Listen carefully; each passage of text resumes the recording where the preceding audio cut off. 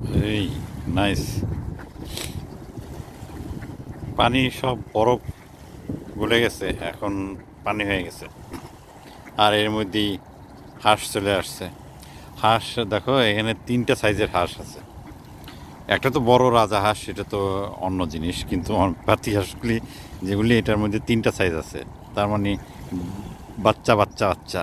আহ, অনেক হাঁস। মজা মজা মজা, অনেক মজা। আজকে মার্চের 16, 17, 14, 15, 16, 17 তারিখ। 17 তারিখ। নাইস।